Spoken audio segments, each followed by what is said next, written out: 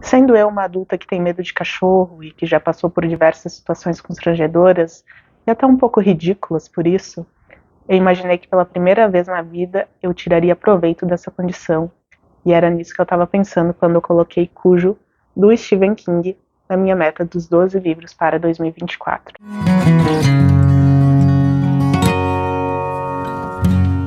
Bem-vindos então a mais um vídeo aqui do Inventário da Leitura. Eu sou a Gessiele Lordes e hoje a gente conversa sobre Cujo, do Stephen King. Essa é uma leitura que estava na minha meta dos 12 livros para 2024. Estava prevista para outubro, acabei atrasando um pouquinho e já vou comentar os fatores que me fizeram patinar um pouco nessa leitura. Mas essa história eu já conhecia por meio do filme, né? Aquele filme dos anos 80 que eu acho muito bom. Inclusive, eu diria que eu gosto muito das histórias do King no cinema. Então, eu já li do King O Iluminado, que foi uma leitura que eu fiz com grandes expectativas e ela ficou um pouco aquém do que eu esperava. E O Iluminado também é uma história que eu prefiro 1000 vezes o filme. E aqui em O Cujo, após concluir a leitura e rever o filme, eu cheguei à mesma conclusão. Cujo, embora o livro não tenha sido de todo ruim, eu ainda prefiro o filme. Bom, caso você não saiba muito sobre o enredo, eu vou fazer um breve contexto aqui. Aqui a gente tem um casal jovem ali, perto dos 40 mais ou menos. Ela dona de casa, ele publicitário, e eles moram no estado do Maine, né, numa área rural. Tem um filho ali de 4, 5 anos. E esse casal está enfrentando uma crise no relacionamento. O Vic, né, que é o pai ali dessa família, também está passando por uma situação bem complicada no seu trabalho. Está passando por uma crise de relações públicas com o seu principal cliente, né, da sua agência de publicidade. E tudo isso estoura junto, né? Esse problema no trabalho, esse problema no relacionamento deles. O Vic acaba tendo que viajar, deixa ali a esposa, que é a dona, junto com o Ted, né, que é o filho deles. E a dona tem um Corcel muito problemático, né? Um carro que está sempre dando problema e ela precisa reparar isso para ela conseguir fazer ali as atividades, né, do dia a dia da casa, levar a criança para a escola e tudo mais. E enquanto o marido está fora, ela vai até um mecânico que ficou de arrumar esse carro. Esse mecânico fica localizado numa casa muito retirada, né, uma área bem rural mesmo. E dentro dessa oficina, esse mecânico tem um São Bernardo de quase 100 quilos, que recentemente foi mordido por um morcego e contraiu raiva.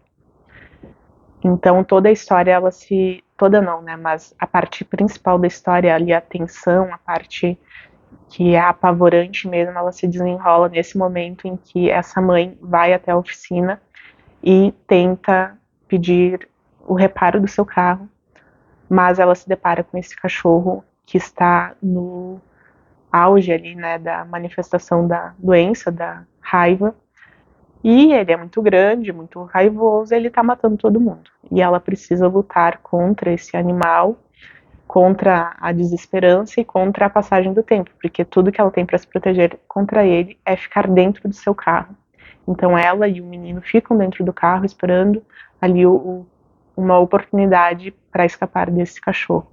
Lembrando que era o auge do verão, era um dos dias mais quentes do ano, então existe toda essa questão também do calor, né? Não era tão fácil ficar dentro do carro. Mas aqui o King, ele faz um desenvolvimento desses personagens, então a gente já sabe ali no começo da história que nessa cidade já aconteceu 10 anos antes uma série de assassinatos por parte de um serial killer, que era um policial, né, que acabou matando várias mulheres.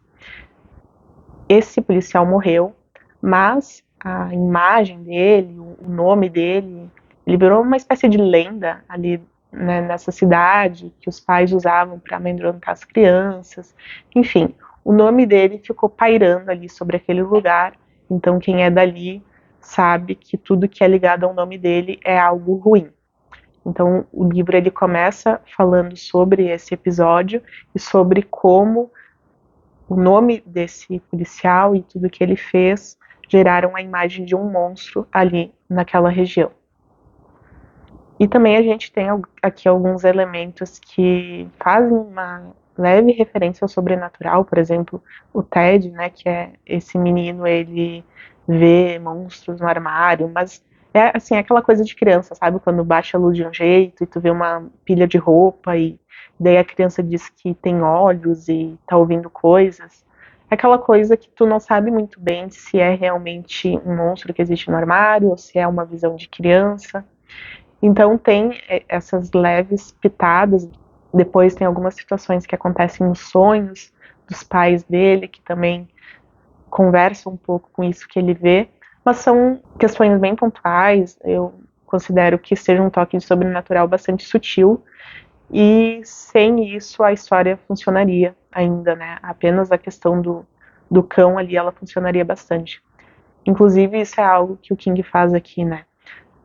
Tem essa pitada do sobrenatural, do monstro que a criança vê, do fantasma desse serial killer que estaria ali pairando pela cidade, essa questão de que os monstros nunca morrem, de que eles sempre voltam, mas a todo momento ele racionaliza o impacto da doença no cachorro.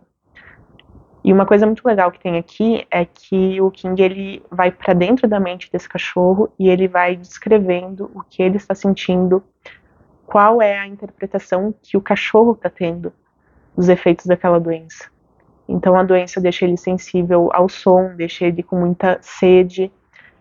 E por ser um animal, né, ele não entende, obviamente, que isso é uma doença, de que forma ele ficou assim, ele atribui tudo aos homens, né, às pessoas que estão ao redor dele. Então é por isso que ele mata. Não porque ele seja mau, não porque ele tenha um instinto de assassino, mas porque ele está ali acometido dessa doença. Então o livro ele vai por essas duas vertentes, né, ao mesmo tempo em que está sempre ali falando sobre essa imaginação da criança que está sempre pensando no que é ruim e mostra o que os pais sonham e fala um pouco também da intuição, né? Tem um momento ali em que o pai tem uma espécie de intuição para encaixar as coisas, também está sempre racionalizando os efeitos da doença. Só que para a gente chegar nessa parte em que a dona vai até a oficina, a gente vai percorrer, né, toda a história pregressa desses personagens. Então, a primeira parte do livro, que vai dar esse contexto do casamento, do Vic e da dona, que vai falar sobre a situação envolvendo esse cliente do Vic, que está em uma crise de relações públicas, até esse passado ali da cidade, são questões que tornam a leitura um pouco mais arrastada.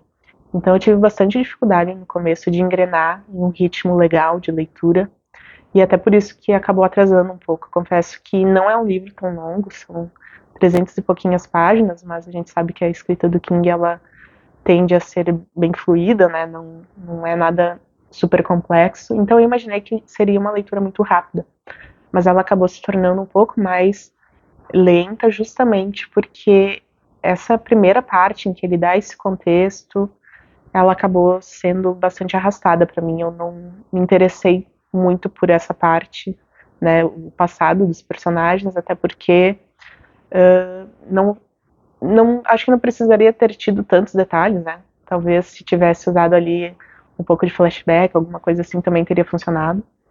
Mas enfim, né, são escolhas do autor, só tô comentando porque, para mim, quase metade do livro, a primeira parte, não funcionou muito bem. Inclusive, muitas vezes eu pensei em abandonar essa leitura porque eu achei que não ia render para mim, né, até o final. Mas a segunda parte do livro, que é quando ele já apresentou todos os pontos e ele começa a ligar uma coisa a outra, daí ela fica bastante interessante. E essa cena da dona lá na oficina, que é na verdade o auge ali da história, ela para mim foi bastante interessante. Como eu disse no começo do vídeo, eu sou uma pessoa que tem medo de cachorro, né? Tem um trauma de cachorro, uma situação aí que envolveu cachorro de polícia e tal, então até hoje eu fico bastante desconfortável quando eu tô na rua, ou às vezes até aqui no meu prédio eu saio no corredor, e todo mundo que tem cachorrinho acha que todo ser humano da face da terra também vai achar o cachorrinho fofo, vai querer brincar, não vai se incomodar que o cachorrinho pule, né? Mas eu fico um pouco assim tensa quando um cachorro pula em mim, principalmente se for grande, né? Imagina um São Bernardo, eu acho que eu não ia nem, acho que eu ia fugir se ele tentasse pular em mim mesmo que fosse para brincar. Mas até esses cachorrinhos de cola, assim, eu fico um pouco apreensiva. E então, para mim, essa parte da oficina ali, ela foi bem. Eu consegui me conectar, né, com a história, com aquela tensão que a dona estava passando ali, e também tem a questão não apenas dela lutar pela sua sobrevivência, mas também lutar pela sobrevivência do seu filho, que acredito para uma mãe seja até a prioridade, né? Mas um aspecto que eu acho que foi o que mais me gerou conexão nesse momento da história, que foi o que mais me fez me colocar no lugar dos personagens, é o calor que eles estavam sentindo dentro do veículo. Lembrando que eles não podiam abrir a janela, porque se eles abrissem o cachorro vinha, né? E era um carro todo ferrado de antigamente e tal, então não tinha nem menção a ar-condicionado. Né? Então ele vai descrevendo ali como a pele dele estava já com queimaduras, a boca muito seca. O menino em alguns momentos tem algumas crises ali, então aquele drama envolvendo o calor, aquilo me abalou bastante, porque não apenas eu tenho medo de cachorro, como eu sou uma pessoa extremamente calorenta e uma pessoa que passa muito mal no verão. Qualquer mais de 30 graus, assim, minha pressão já despenca, eu já tô mal. Inclusive, eu dou graças a Deus que tiraram o horário de verão, porque eu passava muito mal, tinha muita dor de cabeça, o organismo ficava todo errado. Mas, enfim, comentei isso aqui porque foi um dos aspectos dessa história que mais eu tive conexão, né, que eu consegui sentir aquela empatia pelos personagens. Em relação ao estilo do King de escrever, como ele foi desenvolvendo a história, lembrando, é claro, que eu li a versão traduzida, né, então talvez esse comentário não se aplique à versão original. Se você aí leu em inglês, né, sabe comparar as edições, talvez possa me corrigir. Mas essa versão aqui, a traduzida, teve alguns momentos ali que me incomodaram um pouco, porque o King ele apresenta muitos elementos, muitas descrições que são suficientes para a gente concluir as ideias, e mesmo assim ele apresenta as conclusões. Por exemplo, tem um momento que ele vai descrever um personagem ali secundário que é um cara muito mimado, é um cara que não sabe perder, é um cara que não aceita levar não.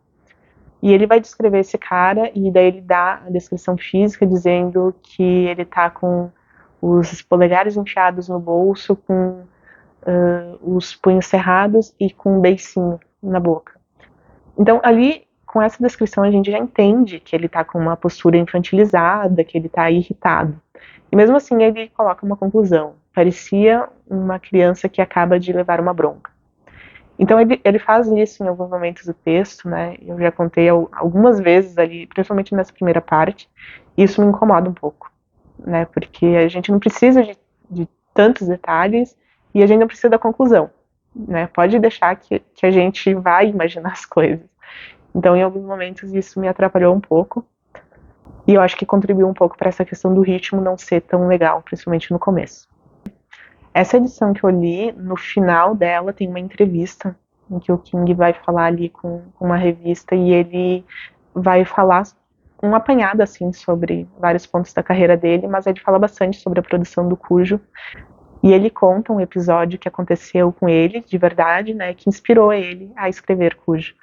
Eu vou dizer para vocês que uma das partes desse livro que eu mais gostei foi justamente essa entrevista, não apenas porque ele vai contar ali sobre a história que deu origem a esse livro, mas também porque ele dá muitos detalhes do processo criativo dele. E isso é algo que eu gosto muito em qualquer autor, né, mas especialmente um autor tão produtivo quanto o King. Eu acho que a gente sempre tira alguma coisa boa, mas também porque ele vai citando muitas referências de outros autores, outros livros, né, e a gente vai podendo tomar nota ali ao longo da leitura e depois ir atrás, né, se for do interesse, como eu fiz. Separei vários livros aí que eu pretendo ir atrás para pelo menos conhecer, né, porque muitos títulos aqui eu nunca nem havia escutado falar. E o King, eu gosto muito da forma como ele fala da vida real. Eu li há alguns anos o Sobre a Escrita, que é o livro do King de memórias, no qual ele vai falar ali sobre o processo criativo dele. E é tão legal esse livro, tão legal, que eu acho que foi aí que eu me enganei um pouco, né, com o estilo do King, porque lendo aquele livro e vendo os bastidores de todos os principais títulos dele, dá muita vontade de ler tudo que ele escreveu. Porque ele conta alguns detalhes ali da vida dele, eu acho que a vida dele foi muito interessante, sabe? É muito interessante, né? Eu acho que tudo que ele passou, principalmente no começo da carreira, enfim, ele não dá tantos detalhes ali sobre o envolvimento com drogas e coisas assim, mas a gente tem o suficiente para ver como ele era dedicado ao trabalho, né? Como ele sempre foi bastante empenhado. E ele vai falar sobre as ideias, né, dos principais livros que ele lançou, e dá muita vontade de ler tudo que ele escreveu, porque o Sobre a Escrita foi um livro incrível, um ritmo maravilhoso, foi assim, em 2 sentadas a gente lê todo ele, sabe? Então, depois daquele livro, e eu li o Sobre a Escrita depois de já ter lido o Iluminado. Então eu já sabia que a minha experiência com o Iluminado não tinha sido das melhores, mas lendo sobre a escrita, eu fiquei pensando, de repente foi um caso isolado, né, e eu ainda vou me encontrar ali na obra do King. Mas aqui em Cujo, como eu disse, então, a primeira parte do livro não me prendeu tanto, a segunda eu achei bem legal. Eu gostei do final dessa história, eu acho que eu gosto mais do final que acontece aqui no livro do que o final que acontece no filme. Assim, o final do filme, ele é um pouco mais emocionante, eu diria, né? São emoções diferentes, né? Não vou dizer aqui qual que é a diferença de um pro outro, mas eu gostei bastante do final desse livro aqui, porque o King tem essa fama dos finais apressados e tal. Pra mim, não pareceu muito apressado aqui nesse livro, não. Eu achei legal, e eu acho que eu teria, entre o final do livro e o final do filme, se eu fosse escrever, eu também escolheria o final que o King coloca aqui no livro. Então é essa, mais uma leitura do Stephen King concluída neste canal. Ainda pretendo ler, embora até hoje as minhas experiências não tenham sido tão satisfatórias quanto os filmes, que eu gosto muito dos filmes do Stephen King, mas eu ainda pretendo ler Christine, que é a minha história favorita até hoje de todas que eu conheço. Não conheço todas, mas eu conheço as principais, e Christine é uma das minhas favoritas. Eu sei que é um calhamaço, mas eu vou encarar porque eu gosto bastante. E talvez Misery, que eu vi o filme e achei incrível também. E quem sabe, né, não rola uma leitura também. Pessoal, então essa foi a resenha de Cujo. Espero que vocês tenham gostado. Se vocês já leram esse livro, ou se vocês já leram algum outro livro do King que vocês gostam bastante, comentem aqui, por favor. Se gostou do vídeo, já deixa o teu like e se inscreve no canal para acompanhar as próximas resenhas. Um abraço e até mais.